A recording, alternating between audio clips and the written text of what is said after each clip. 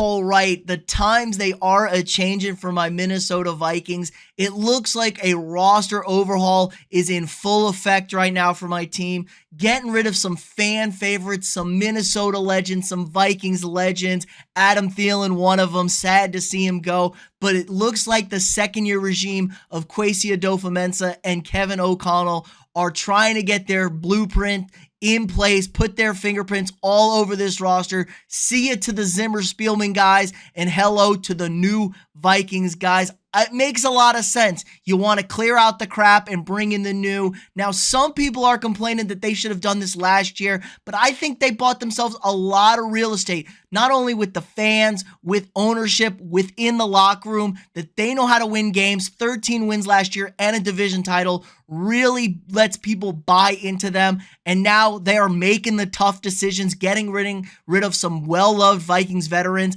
And I think the guys are going to trust them now to like, hey, they know how to win in this league. We're going to start doing it. And it's really starting to show that new defensive coordinator Brian Flores might be here to stay with this team. They're letting him totally reconstruct this defense. Obviously, some of these moves have to do with the salary cap. The Vikings were over the cap and had to get under that number.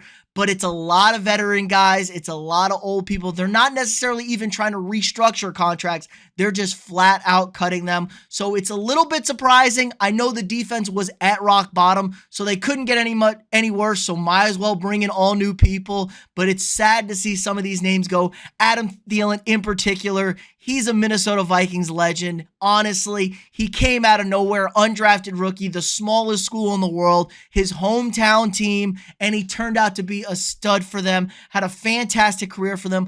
But let's be honest, he was really bad last year. His worst season since getting into the fold as a full-time receiver without getting injured, played in 17 games, only had 700 yards, 6 touchdowns.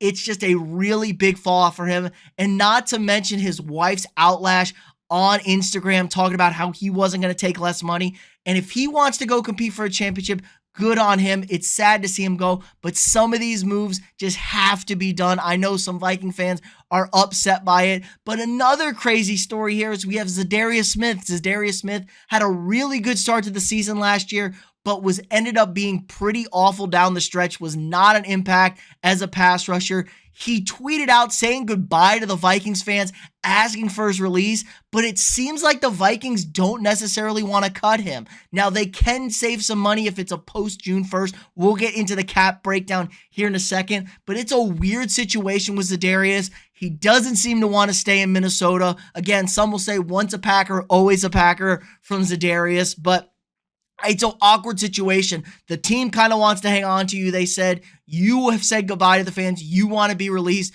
Is he going to hold out? I just don't quite know.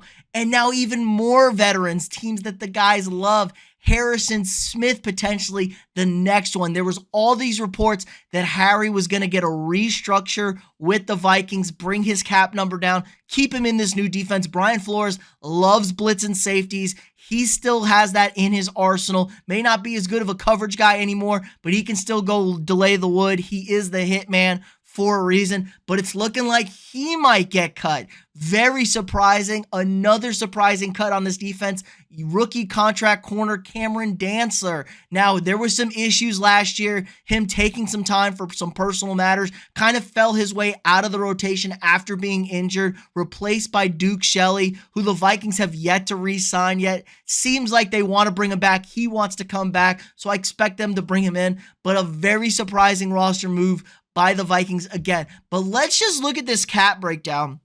So Adam Thielen's dead cap number, $13.5 million. He was supposed to make $19 million, so they're saving about $6 million there. But I think that number is going to come down even more. They can bring it down another $6 million to only being a $6.5 million cap hit. I think after June 1st designation for the cut. So the big thing here is the pre and post June 1st cuts. The Vikings do have to get under the salary, but I do believe they can designate it to a post June 1st cut and still be within the salary cap range. So Za'Darious Smith is another guy here. They'll save about $12 million if they cut him. But if they cut him post June 1st, they can save an almost $14 million. So that's a couple of $1 million picked up right there. Harrison Smith, the same way. It'll be a $15 million savings post June 1st, where it's only a $7.3 million savings pre June 1st. The only guy that really you could see being waited on, trying to restructure that number, Dalvin Cook, another guy. There was apparently been a trade offer for running back Dalvin Cook.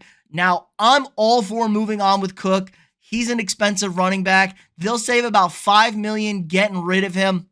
Let's see, trade pre-June 1st. Dalvin Cook, they'll save about almost $8 million with a trade pre-June 1st. Post-June 1st, they save $11 million against the cap. These are big cap numbers that gives the Vikings some flexibility to rebuild that defense, move on, draft a young running back possibly.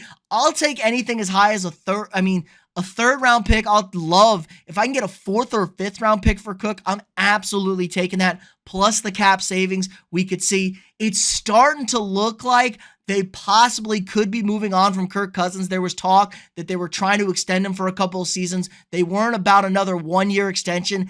It's looking like they might be moving up to go get their quarterback, their guy, and hitch their wagon to move on from Cousins.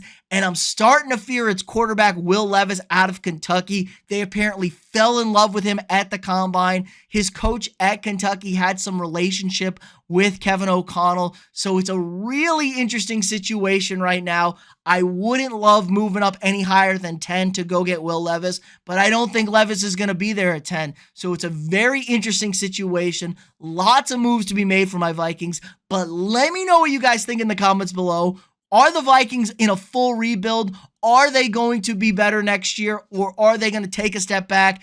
Probably miss the playoffs, possibly. I shouldn't say probably. Possibly miss the playoffs in the division. I just don't quite know what they're going to be doing next year, but let me know what you guys think in the comments below. Again, like this video, subscribe to the channel if you're not already, share this video with your friends, and I'll see y'all tomorrow.